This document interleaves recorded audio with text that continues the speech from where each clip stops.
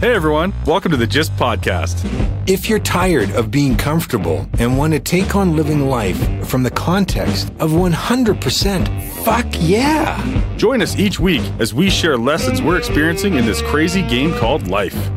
We invite you to play along and get your shit together. Take responsibility for how your life is currently going, and at the same time, take on new, fun, and sometimes crazy shit.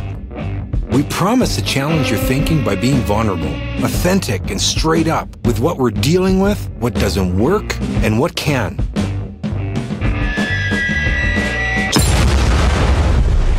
Be warned, this is not your grandma's podcast. You know, sometimes, especially as a woman, it can be disheartening when men take up the airspace, right? Oh, absolutely. And it's like, what about my voice? I don't know if you guys saw on Facebook lately, there was this move to have women black out their pictures to give men a taste of what it's like not to have women around, you know? And I totally get where that comes from. Yeah. You know, I wanted to go on strike a few times when I was a mom. Yeah. And Iceland did it, right? The day the women I love this topic. I think it's perfect. You know what's interesting is I'm really glad you showed up.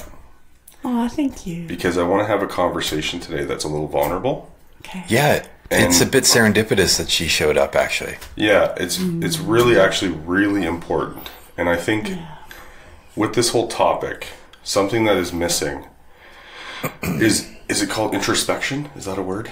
Introspective? Men need to be talking to men. I agree. And women need to be talking to women. Mm-hmm. And then we need to have a conversation. Yeah. There's too much men versus women. Whether, not all sides, not all people, but it's like a big make-wrong conversation. Yeah. And we're not actually working together. And the thing of it is we don't get each other. Yeah. And it's like we're like pretending like we get each other and we're just ignoring the other side. That's not what's going on. We don't get each other. Men really don't get it. I'm clear about this.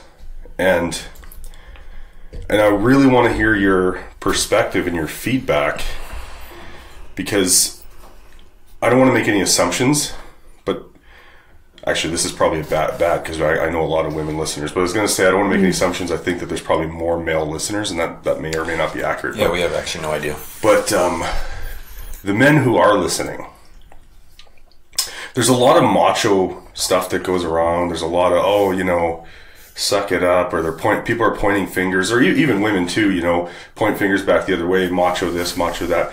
The challenge is listening. So I think that everybody should consider for a second. What did you just say? I'm just joking.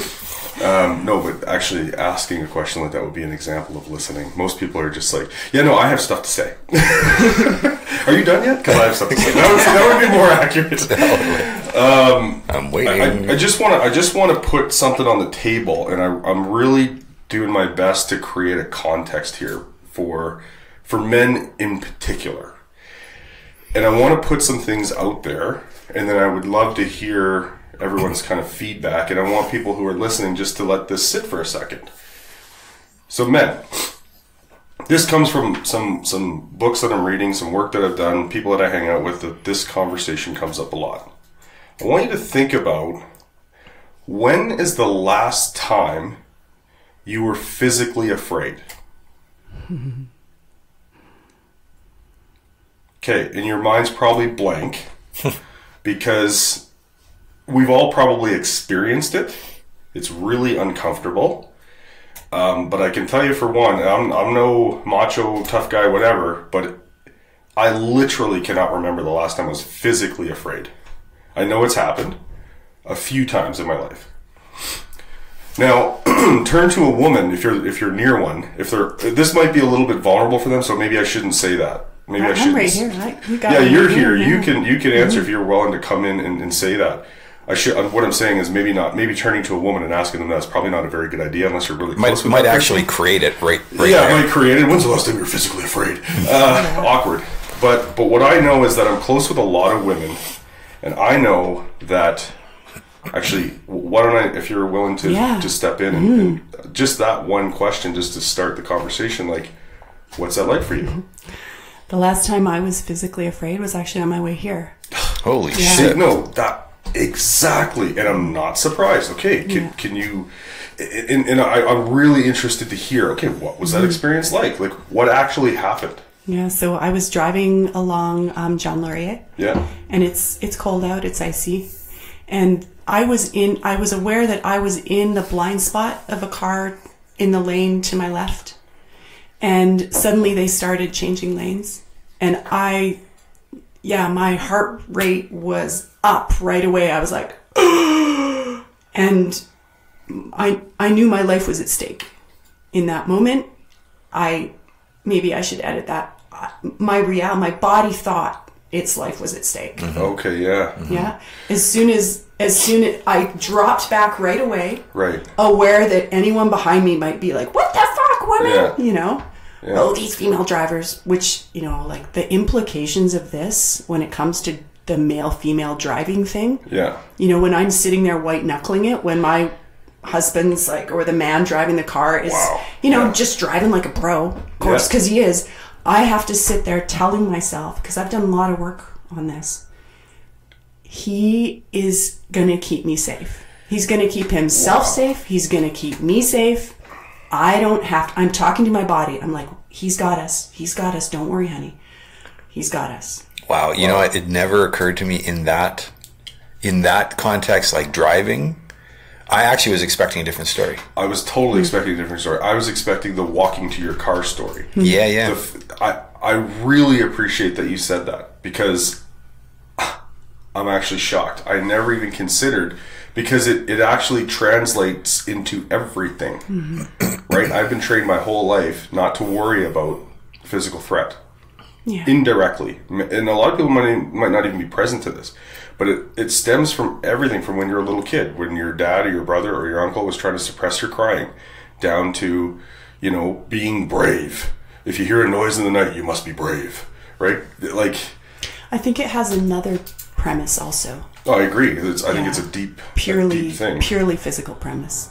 Yeah, I agree. My understanding is that because male-bodied people have testosterone at such higher levels, I think it's like 16 times, I don't know, but like per cubic volume, your muscles just have that much more power in them. Right. And my girl body knows that you could kill me. Right. It just knows that. See, like, I could never, like, coming one-on-one, man versus woman. Well, no, but that's the thing, right? Like, what men probably don't necessarily even think about, just like how deep this conversation is. Yeah. But if you take a 130-pound woman and a 130-pound man, the 130-pound man, generally speaking, okay, is far beyond her physical ability, strength, just, you know what I mean, pound for pound. Yeah, it's not even the same thing. And then, but women live, once you realize it, because there's probably a point, like my little girl probably doesn't think about that yet, or maybe she does. I don't know, right? Because her brother's so much physically stronger than her, right? But she's a strong little girl. But it's just something that I think that people need to be more aware of. And I don't know, you tell me, like, wouldn't you say that this is a very strong foundational piece to the entire conversation, like what's going on with this whole thing with men and women, and how men are just so unplugged to this. And I don't even think with trying to set this up, and I'd be curious to hear from you, David, just that first part that I put on the table, like this idea of being physically afraid. Is that something that you could put your finger on? I'm here. It is something I can put a finger on for sure. This is a conversation that's come up often in just in my circle of people. I have a lot of female friends, and I've heard many stories. And I'm in Vern's space. You know, there are very few times where I've really felt concern for myself. There will be a concern for those around me, and it's usually female. Yeah. Isn't that interesting? That's usually the thing. That's usually where that's you go. Instincts for you. That's instincts too, right? Yeah. And I like something that you said, Nicole, that was really critical for men, to listen, men. we always wonder, what's that movie? Everyone's always wondering what women want. And believe me when I tell you this, if I knew 1% of what women wanted, if I was 1% qualified to have this conversation, I'd be pretty excited. But one thing that I'm pretty sure, and I've heard multiple times, is that women have to trust the man. There's this conversation, an idea about like a surrender. Yeah. It's like you said, when you're in the car, and I'm actually sensitive to it now because my wife's mother, I know she doesn't like to drive with me. I know that she had a, she's a woman, but she also had a bad car accident a long time ago, and she gets freaked out when I'm 3 car lengths from another car. I'm too close, and I'm always like, oh yeah, it's okay. But I never, and then my wife, she's also naturally a bit skittish in the car. I don't know if it's because of her mom or whatever it is, or because she's a woman. Like I just never, because she's always coaching me and always telling me what to do. And I'm always like, babe, I got this. Listen, you are welcome to drive. I'm totally cool with that. And I was so desensitized to the fact that she might, it's so weird because there's a subtle distinction, but she might actually be afraid. And that is like the last thing that I ever want. But she trusts me. Do you want to hear a few pieces from my perspective about just that tiny little piece? I'm sorry, Nicole, that's not the platform. Yeah. You're going to have to leave now. Yeah, no, let us men figure this out. We've actually got this. Thank you. Well played. And I think it really speaks to just how rich a conversation there is, that I can think of probably 4 or 5 things that to speak to within the tiny piece of story where you're in the car with your mother-in-law and your wife. You said whether it's because of the trauma or whether it's because they're women, and I'd say both. Yeah, sure, yeah. And the trauma recovery piece is something that a person can do something about.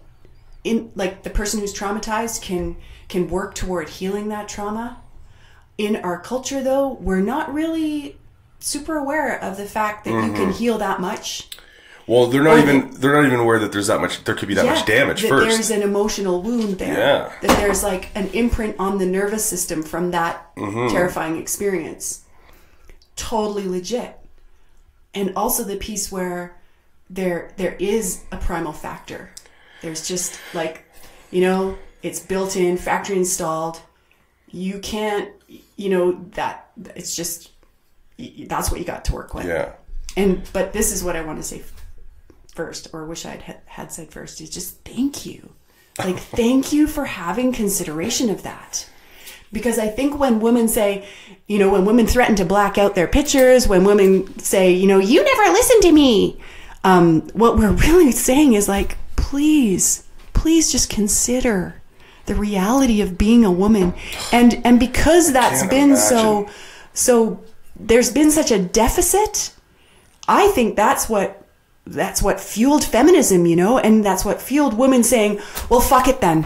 You're not listening. You're not really taking me into consideration. I'm going to fucking beat you at your own fucking game then. Just watch me. And you get women in the workplace being so ruthless. Right. It doesn't work either. That doesn't work. It's the other extreme. And I get it. Exactly. And then what starts happening, women start getting all these reproductive organ diseases. And men are wondering what the fuck they're for. You brought up something really interesting. Our bodies, and Joe Dispenza talks about it all the time, is a direct mirror, reflection of how our emotional well-being is currently, right? Where it's at. And what he talks about is there's an ability to control, to reverse illness if you have and are training and have it strong enough, your mental awareness around it. But what you pointed towards is what happens when your emotional well-being is impacted, influenced by our environment. Yeah, the nervous system rules. It just does. Body, environment, and time. That's what Joe Dispenza talks about too, is that people live in the context of body, environment, and time. And and you actually need to remove yourself, because that keeps reminding you constantly of who you think you are. So you have to remove yourself from the body, the environment, and time, where he talks about, that's where he talks about meditation, is like forgetting who you are to create the new self. Anyhow, I just love this conversation, and I hope that everyone's getting value from it. There's a couple other things I want to put on the table that I'd like to ask you about, because I want to switch gears inside the same conversation. So we created a bit of a context for just the physicality of the whole thing. Yeah. And then I mentioned trust. Okay, so true or not true, if whether this is present for you or not, think about it. When you're with a man, let's say it's intimate, or there's potential for it to move that way. Let's say even if it does get physical on some level, and you're willing, you're happy, this is cool, there's still some part of you, the only way you're really gonna move toward that, with removing obviously the fear and the obligation and the pressure, no pressure, okay, it's actually all good. If it's all good, trust really has to be present for you. But really, the trust is, this person's not going to hurt me, because like you said, they could hurt you. So you have to, that's present for you all the time. Yeah. And number two, they're going to protect you. If we're going down the road, now we're seeing each other for a while, we live together. Now, I'm not going to hurt you, or at least you trust 100% for sure you're safe here. And then, if there is a physical threat, this is like deep down biological, old school shit. If there's a physical threat and push comes to shove, you think that I'd be willing to die for you. That's trust, right? To protect you. That's definitely in there, big time. Wow. And like, to answer this question, I can answer it on a personal level as Nicole. And I have to say, I feel so fucking lucky, because I have never experienced rape. Oh God. Of any kind. Yeah. And the difference that makes in my ability to trust men is huge, because I'm not looking at anybody who has a male body wondering if he's going to do that to me again. And and having my negativity bias influence all your put decisions. All my paranoia to protect me from that. Yeah. Now, I know people who have had those experiences, who have done a shit ton of healing work. Right. Yeah. And that's what it's taken. It's taken massive. First of all, I mean, the Me Too movement, some men are like, what the fuck? Women are like, oh my God, yeah, finally I can talk about this. There's oh my probably God, women there's not so talking about much it. deficit to make up for. There's probably still, here's the other thing about that. Now, this could go in a million different directions, and I'd love to hear your perspective on this part of it, but there's a couple things I want to make a point to. But the social movement, so we could say, and this could be for any thing that people are being activists about, but the social movement, all of a sudden, right, we're talking about this with Facebook comments and stuff, it's all about me. I care about this too, and I've been impacted by this too, and my situation's worse than your situation. #me too. Right? And now the volume, the noise of a thing like Me Too becomes so loud and totally not even about the thing that it originally was started for, that it drowns out the voices of all the actual other individual people who now feel just as silenced. I'd be willing to bet there's many women who feel silenced inside of the Me Too movement. Yeah, it's so polarizing. As soon as, if I say Me Too and tell about my story, and anyone says, yeah, but, that just negates everything that came before. Let's talk about but for a second. So emotionally painful. So here's another thing. You mentioned the word rape, and that is really intense. Yeah. Okay, so I'm going to lighten it up just a little bit. Everybody knows who Amy Schumer is. She had a bit once, a joke that went a little bit like this. Like every woman in here kind of knows, like, we've all been raped just a little bit, right? So that was her joke, and everyone sort of laughed. Right. And that's one of those jokes that she's making a joke about, and she's telling the truth. So maybe not, people have an image of what rape is. Right. Okay, so let's talk about physical for a second again. Guys, you got to imagine when you're with your woman, when you're with your wife, when you're with the person that you think probably trusts you and everything's all good or whatever, or even if you're starting to date a woman and you're wondering, like, what's going on here? Just consider for a second, you have no idea what their history is. You have no idea when you lean in for a kiss or touch their hand or their wrist, they could instantly be going back to the last guy they thought that they could trust who, like, physically abused them or physically harmed them or even just emotionally them. Too. Emotionally too, because even with the emotion, it's more just impactful. Emotionally. Even just emotionally. sorry, ladies. Right? Sorry. Well, even with the emotion, wouldn't you say that it's probably easier for someone to have a dramatic emotional impact on you if there's still that overtone of the physical? Well, look, if I can't belittle you enough, I could just get physical with you. So either way, I'm in the driver's seat. Because there's so many kinds of safety. I mean, there's physical safety, and then there's the safety of the social network, the safety of being provided for, the safety of being protected when I'm not able to protect. I mean, I think a lot of the primal stuff comes down to the fact that, there was the female, she reproduced young, and back then, before birth control, she reproduced young at quite a clip. While she was pregnant, while she was nursing, while she had 2 toddlers hanging on her, she could not run away from the cave lion very fast.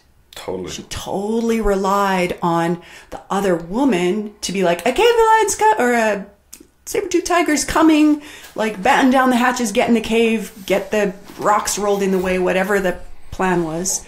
If the men weren't around, if the men were around, she's totally counting on him to win the fight, to fight in the first place. I mean, a lot of the work I did in unpacking this conversation was with a woman called Alison Armstrong. She has an organization called PAX, and her website is called understandmen.com, and she speaks first to women. She wants women to know where men are actually coming from, because one of the problems is that women project, and women's bodies assume that men are hairy, selfish, self-indulgent women. Really, that's how we relate to men. They're misbehaving. They know better, and they're choosing to be jerks.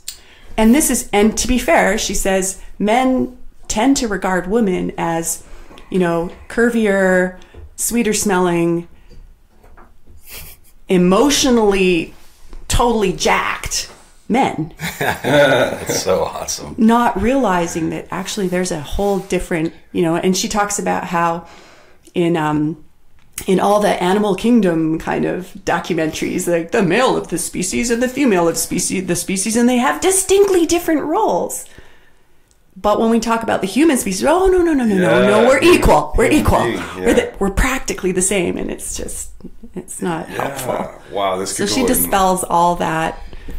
So many different directions. So I just want to just to wrap at least this portion of it up, because I know I want to hear from you, David, too, because I get that it's been a little polarizing here, but I just wanted to presence this because it's really close to home for me.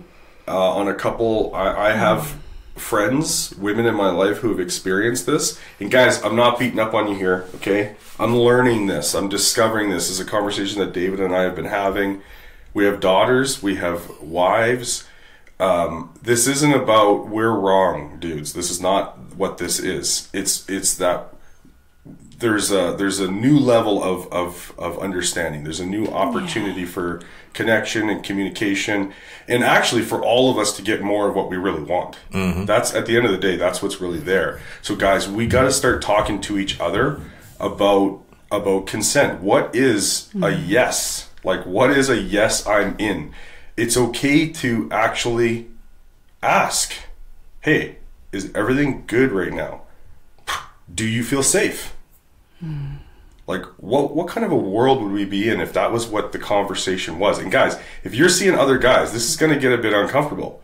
But you got to think, if we're the protectors, this is going to be kind of weird, but who is the one protecting these single women out there who are actually trying to have a good time, just like everybody else? But the very act of going out to try to have a good time quite literally, they're risking their dangerous. life. Yeah. Like, actually, if when it really comes down to it, that's the reality of it. Because I promise you, we're only seeing a fraction, like a 10% of what's actually going on out there with the abuse and all that shit on social. Because there's things happening on a level that we might actually look and go, no big deal.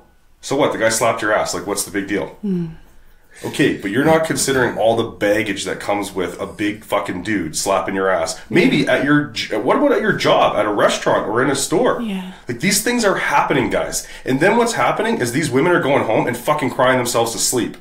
So I'm tired of hearing that this isn't a big deal. And I get that I'm getting a bit intense, but this is what's necessary. We got to start talking inside the sexes and then come into the table with an open dialogue. Here's a really interesting, polarizing example that just came on my radar like 2 days ago. Are you aware of what has been considered normal inside of society in Papua New Guinea? No. Men beat their wives, and this is up until recently, that's just been how it's gone. Fuck, that frustrates the shit out of me. It has only recently been now like laws put in place that if you do this, you're now going to jail. Now, to reinforce it is a whole other thing, because it's actually pervasive in the entire culture. This guy went and did a documentary, and I can't remember. I'm going to look it up and I'm going to post it here, because it was fucking intense. And he was talking to this group of men. There was this gang, and he was talking to them about how they treat their wives and if they love their wives, and they all said that they love their wives. And the guy, he's like, well, but I really struggle to relate to why you feel it's necessary to do the things that you do. And they're not talking about it would occur as super extreme here. We're talking like a beating with a belt, with a knife. They've even used weapons like bullets to the knees kind of thing to submit them, because at the end of the day, from their context, they need to listen. Right. Unequivocally. Yeah. Like, you gotta get... And that's a reality right now. Like, this was 2 days ago, and I thought, as a society, I get that there are some cultures out there that are still very subservient. The point is, though, dude, what you're making here is that for a woman, and this is just my perspective, I'm thinking, what they're absolutely clear about from a very young age is that even though that might be very far from most people's reality, hopefully around here, they know that could be a reality for them. Like, right? And not to beat this to death, but guys, you really got to wrap your minds around this. Just imagine, you're lucky to be a man, like, right? We get shit sometimes, right? But being a woman in general, they got a lot of fucking shit going on with their bodies and stuff that we don't got to worry about. But just imagine now, what you just said about that country, that's a normal thing. Now start thinking about what it's like to be a villager. What it's like to be in a third world country. What it's like to be in a place where there's not quote unquote proper authorities. You couldn't even fucking report something if you wanted to. Right. And you're a woman. Yeah. Okay. That's where I'm going to leave it. Okay. Yeah. And even that you would have women to turn to, because you can expect empathy because they share somewhat that experience, but that even the woman might be like, look, you just gotta submit. Yeah. You've just gotta put yourself under a bushel. You've just gotta do what he says. Like, holy fuck. Can you imagine that was your reality? Like, I can't believe it. Anyways, I hope that wasn't too intense. It was totally intense, and to be expected on a Saturday morning on this podcast. There you go. Holy shit. Holy shit. I also, like, being here on this conversation as a woman, hearing both of you have such a balanced perspective. You're speaking to the men, you're saying, listen, get it, and we're not making you wrong. This isn't about demonizing you. Like, I'm melting over here. The level of trust I have in both of you now, it was already pretty good, but it's just made a significant rise. My hope for life, I have daughters and sons. the idea that this is going to go out there and get in, men's ears and some women too. Like us women, we have a part too. We got to understand what's really going on in a man. And we got to differentiate between a healthy man and one who maybe does have some trauma of his own. Well, that's the other thing too, right? Yeah, absolutely. Yeah, because every man as a boy was in a position of less power. Yeah. And whoever had the power in that household or in that little guy's world may have had severely harmful impact. And if he's walking around with that, you make a really good point there. David knows a thing or two, and we know a thing or two about what it's like to be a boy and to have the expectation of a man. Yeah, that's very challenging as a boy. You're right. Yeah. It's a thing. Men, you gotta hug your boys more. Sounds silly. Hug your boys. Be sensitive to your boys. Have conversations with your boys about what it means to be a man and what it means to be a provider and a protector, and to be respectful, to ask questions, consent, all that stuff. I want to ask you what you would like, similar to what I said to the men, like what we need to be saying to each other and how we need to step up in general. I want to ask you what you would say to women on that front. And before I go there, though, just because it's present for me, you had mentioned something about being pervasive, like that's how it is there in Papua New Guinea, I think you said. Yeah. I want everyone to Google rule of thumb. Google rule of thumb. You've all heard that, right? Well, it's the rule of thumb that it should be this far away from that wall and blah, blah, blah. The rule of thumb. Google that.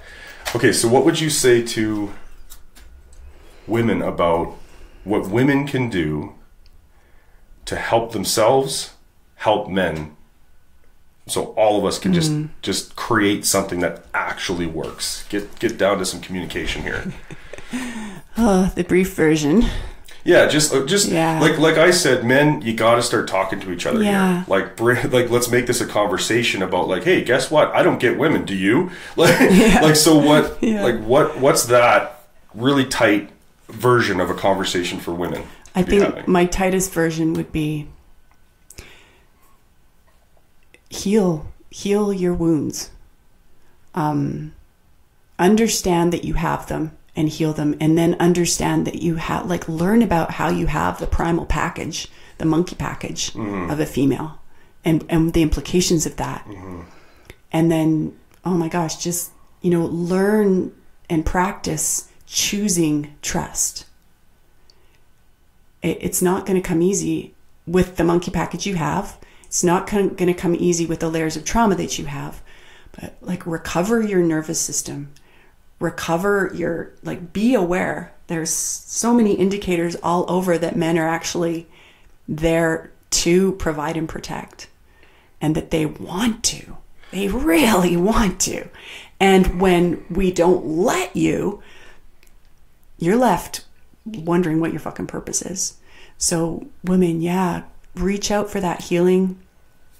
There's a rebalancing that I hear in owning who we are in the world and what we are capable of, what we are very good at.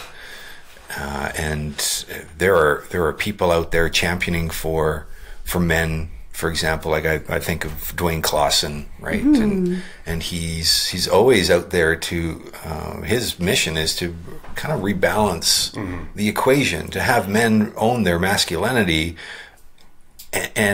but also be sensitive. Yeah. And have women own their attributes as a feminine, and be sensitive, and sometimes be a bit more forward.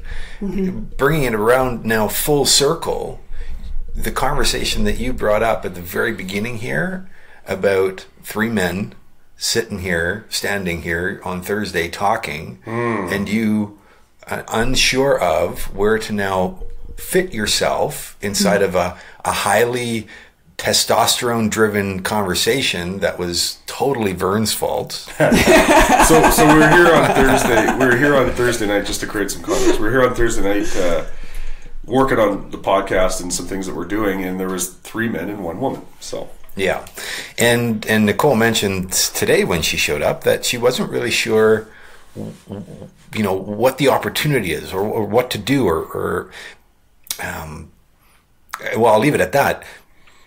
And from my side, and I totally appreciate it's coming from my, like, well, just lean in and embrace the uncomfortable nature of an environment that you're not familiar with, and that is a direct challenge. Like it's a contradiction to you as a woman, because you're not necessarily haven't had the experience of doing that on an ongoing basis. I mean, there are some women out there that will come in and you know that they're there. And there's probably an imbalance on their side to be overly forceful as a compensation. No wrong. That's just whatever it is in their world. That's how they show up. And there's a lacking on that front too, on the more compassionate side. Yeah, and I wondered if that was what was there for me. Like, is it about me learning to be more assertive and to put myself in the conversation and I would stand say yes. up and do it? But at the same time, I was actually really happy. Well, that's to awesome. Sit and listen and watch and witness. Because, like, here's 3 epic men saying, like, just spewing brilliance. And I was sitting there glowing and glowing and glowing. And, you know, I've gained a certain amount of understanding that a woman witness to a man's glory, glowing, actually contributes. You know, there's a contribution there. And then there was also the question of, like, wait, what else could I do? Like, how else could I use my time here now in a way that gives me satisfaction, so that I don't go away going, oh, men never listen, you know? And and never get, and also, so far, my experience of the two of you has been that you've every time I've been here so far, you defer to me. You say, hey, Nicole, what do you think? Hey, Nicole, how about you say something about this? And that was the first time that you actually never once did it. Right. And it would be easy for me to go, oh, see, they're not. It just proves like everyone else. Here they go again. Yeah. And I just thought, you know, I don't like going there. I don't want to go there. What if something else was true? What if this is an opportunity for me to, be introspective and find some treasure here. Find some juicy treasure. And I came up with lots of ideas. And I also came in this morning going, and today I'm going to have a voice. Right. I mean, unless I don't. There's a decision that you made. Yeah. I know what I'm going to do instead. And I'm doing both of them now. So you looked, that's the coolest thing is you looked beyond what, this goes beyond men and women and everything. This just is like a setting up for creation. You looked beyond your need to, you called it airtime, which I think is awesome, but you looked beyond your need to get airtime, and then you started to look at how else could I contribute? And there's something that you're talking about here that I think is really important to point out to both men and women. In relationships, I gotta tell you, you know, my wife and I are cheerleaders for each other. When we go out and we hang out with people, I'm always, even sometimes I'm bashful or gushing or make it like inflating it, but I'll talk about how amazing she is and how smart she is and how beautiful she is, and I'm so lucky, right? It probably drives some people nuts, and that's cool. But I actually don't care about them. Who I care about is my wife. Who I want to hear me speaking is her. I want her to hear from a distance me talking about her. And when she jokes about it, like I tell her, I get her to, sometimes we do this at home, even when she jokes about it and she tells me how strong I am and how safe she feels and how I'm doing such a great job and she's so proud of me, right? I feel like a fucking superhero. Yeah. So you guys got to start becoming each other's cheerleaders too, because I witness it all the time. A lot of times it's super innocent, but it's like, oh, fuck him, he never does anything. Him, longest to do list. Him, or same with her, this one, fucking at the mall, and da-da-da.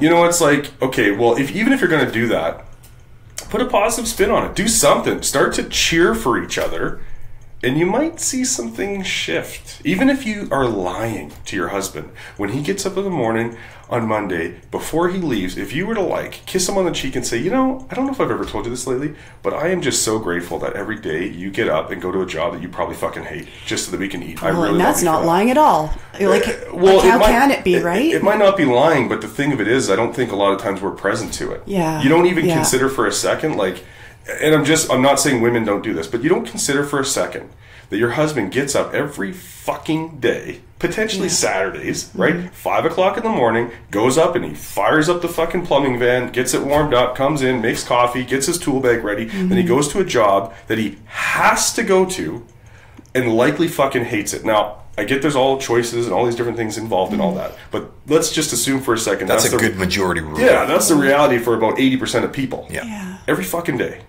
right? Give the guy a little bit of love, man. And same with your wife. She's home. You come home and the house is not mint, and then you say something like, well, wow, fuck, or you think that even to yourself.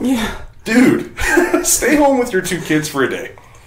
You know what I mean? And keep the fucking house tidy and keep them fed and keep your sanity and keep them entertained. Like, dude, let's be a little more forgiving. Anyway. So, in wrapping up, because we're actually wrapping up, it's a bit crazy. I'm not surprised. In wrapping up, there is something that we would like to leave with you. What, if any, are the things that you do to really honor your partner? I'd love to hear what some of those things are, and what are you hearing now as something that you've always, it's been in the background in your mind, in your world as a thing to do, and you haven't done it yet. And what is that thing?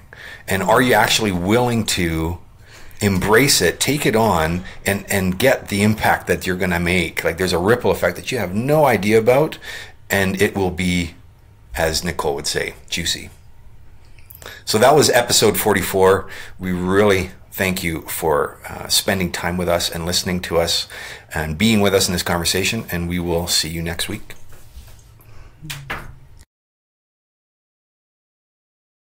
Come on, Vern. Yum. Say hi at the GYST Life say hi at the GYST podcast.life. Oh no, you totally screwed it up. I totally screwed it up. So hold on. This isn't part of the podcast. Say hi at the GYST.life. Yes. Fuck, I don't know why that's so hard for me. It's because you got the podcast. Yeah, I got the podcast thing stuck in there. Okay. The GYST.life. Yeah, cool. Okay, so I got to tell you, the whole time, all I was thinking is, holy fuck, like, how do I switch this? I just had a lot I wanted to share. Dude, the fact that you were there, it really, right? But I kept, the whole time, I was like, fuck, man, David's not saying anything. Fuck, how do I get David in it? Like, I literally had that going on in my head. It's just so distracting. But it's just, that's a lot of shit, right? You know? Hey, you had something to say, and go figure, we have a platform where people can actually say what needs to be said, and there's a dynamic now, a sensitivity. This is part of us truing ourselves up. Yeah, totally. There will be an ongoing, on Saturdays in particular, there will be an ongoing conversation with multiple people. And so how, as the stewards of the conversation, do we... are we managing it and being sensitive to it? And I have no idea. I don't have an answer to that. And I would say that you were sensitive to it. You were bringing it into my world. And quite honestly, I didn't really know what to say. Right. There was a conversation. I'm like, dude, you fucking keep talking, man, because I there's nothing else that I could say that isn't already being said, and you already had it right there, front and center. So I think there is just an embracing and just kind of letting it go, and to be mindful now on your side or my side or your side. If you are on that tangent, what is a question that we can ask to then bring somebody in? That isn't that, I don't know. Like I don't really know how that would work. I wonder if we should create like what you're saying makes sense though, right? Because just things to be sensitive to. Like you said, okay, if you go on a rant, for example, it's like, well, at the end of the rant, I could just leave it and then you guys give your feedback, or I could say, okay, so like, even if I just said, so David, what are you hearing? Totally. Yeah, okay. So open-ended. Yeah. So leave an open-ended question at the end. But then the other thing I think with that is, for example, you said the stewards of the conversation. Like if you're over there and you're seeing a lot of this going on, there's a way to listen. And then maybe, like what I do a lot of times is I'll listen to you. Let's say it was the other way around and you guys were going back and forth a lot. When I put in my like 2 cents, I will say something about what I've gotten, and then I might ask a clarifying question because I know that there's some people out there going, this is really good, but I'm just trying to think about what other people might be missing. So that's how I might contribute by saying, oh, okay, this is what I think I heard. Can you tell me more about that or something? And then at least... That's a really good... Yeah, and also, like, do you have anything to add? Or are you... Right. What are you hearing? Do you have anything to add? And then if you're the listener, you say... What's showing up for you? What's the... what are you getting feeling? From your perspective here? Because in a conversation like that, I mean, there's a world of shit going on now in my head, and now looking back and going, am I being really that sensitive? Have I? Like, there's all of that now running in the background, right? Well, that's what I was looking to... I should see, if we would have had this conversation beforehand, that's what I was actually... If I would have thought of it, I should have asked that. Like, what are you hearing? Because, well, I just sort of showed up. This wasn't my plan. I wanted this. It's funny. I had this idea that this would be like a 5-minute segment of the podcast. I was like, I'm totally bringing this up on the podcast on Saturday, man. This is driving me crazy, man. It's got to get out there. And then it like took over the whole podcast, which is fine because that's why we're doing a podcast. Yeah, right? Totally. That wasn't my intention. To take over the next. Well, I think it's really great that Nicole was here because it now balanced out the conversation. It certainly did because it may have occurred like, this fucking guy thinks he knows shit. Like, well, I just wanted to give my perspective. You do know shit. We all know shit. It's so juicy. Like, I really love the whole rebalancing part and bringing it into like this idea that we're in it together. We are stuck with each other.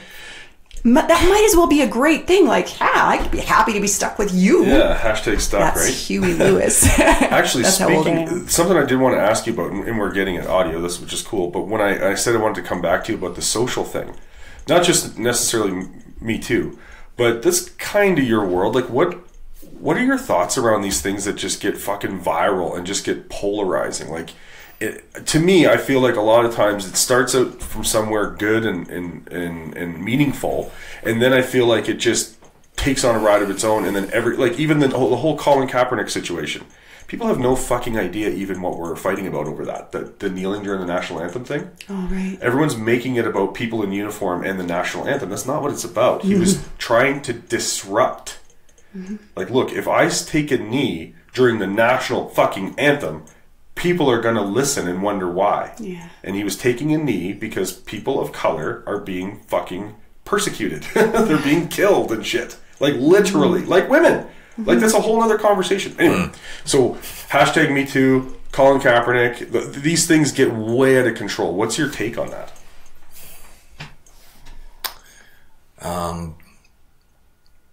It all comes inside of, from my perspective, like, it all comes inside? Sorry, I had to. This is not an official podcast. I just... Oh, Vern. Sorry. Grow up, man. See, that's what I do. That's one of the things I do sometimes. Anyway. And don't you want to be safe to do it? Like, it's fucking funny. Totally. Come on. Well, and so before I was rudely interrupted... I can see you struggling over there. What you're doing right now is formulating an answer, and you're welcome. Well, I keep going back to there's this pull to want to be heard and understood. Absolutely. And what I see happening, and I don't pay a whole lot of attention to a lot of that stuff. Sure. So in full disclosure, but what I see happening is like, oh my goodness, this could be it for me. Like, this could be now a place of safety for me to share what's going on. And I'm sorry, I'm like talking to him because I'm facing him, and I don't mean to ignore you, because I'm not ignoring you. I believe you. What happens is, and I think we touched on it already, it gets to this critical mass, and now my voice is just not heard anymore. So I think it's all with good intention, and then the opportunity is for, if it is significant for you, then leverage the platform for you and begin to have create a dialogue around you, and stop trying to be part of. So it is part. It's like this. You can go with the masses, and guess what? You're a head in a sea of heads. Well, that's just This is what happens. Or you can say, you know what, this is crazy. This I relate to. Me too, yeah. And here is my story inside of Me Too, and here's what I'm committed to doing for me and for those in my community to now make a difference. And it not be lost in the noise, because it's actually not about the noise. It is here. It is for me. It is relevant for here and for me. What we tend to do is jump on the bandwagon. And then we will have said something. There is just a voice, you know, like, yep, hands up, I agree. And then we leave it to whomever to sort it out. We no longer have responsibility for it. We've actually given it away. We've said, okay, so I've said my piece, I've contributed, you go do what you need to do. Well, no, that actually doesn't work. And it's a byproduct of what happens.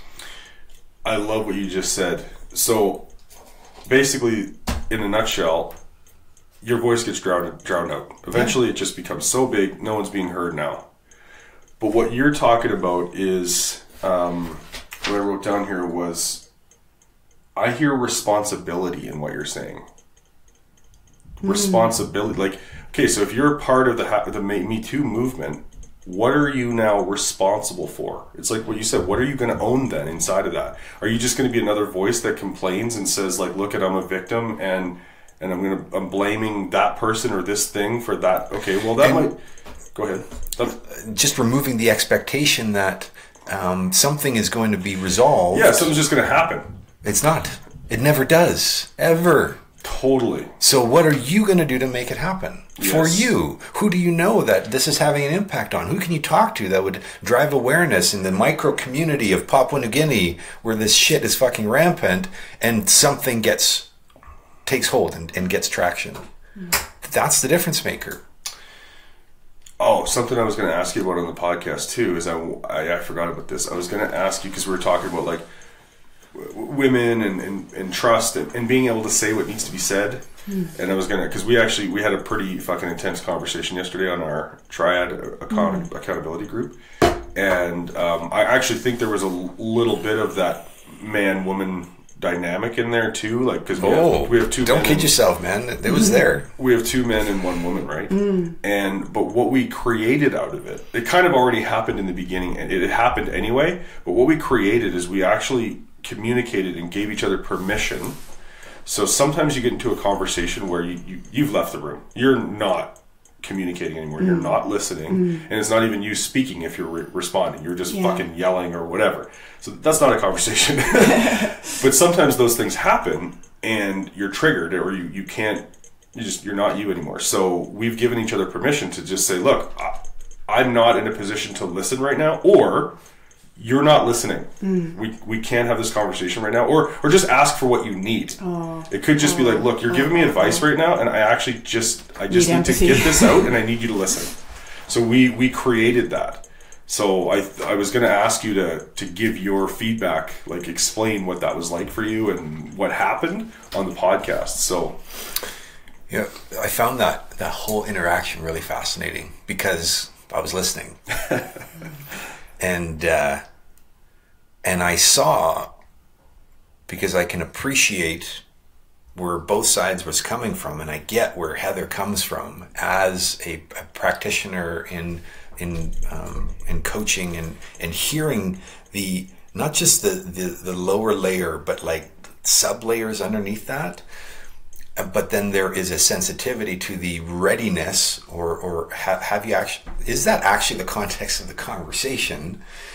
And so the disconnect that ended up happening there. Yeah, that's kind of how I saw it. Was she's like ready to go, and she so that's exactly it. Yeah, and then what happened is you're backed in the corner. You're being challenged, and as men, when you're challenged, you react to it with the instinctual monkey brain that ends up that it's always there. To your point, and that was it. Gloves were off. Like, holy fuck, here we go, and there was no rationalizing it at that point. At that point, it was it. So now instinct turned over. There was a need to just like, I am going to make sure you get me and you understand that I'm not being heard right now. And I'm going to do it the way men do it.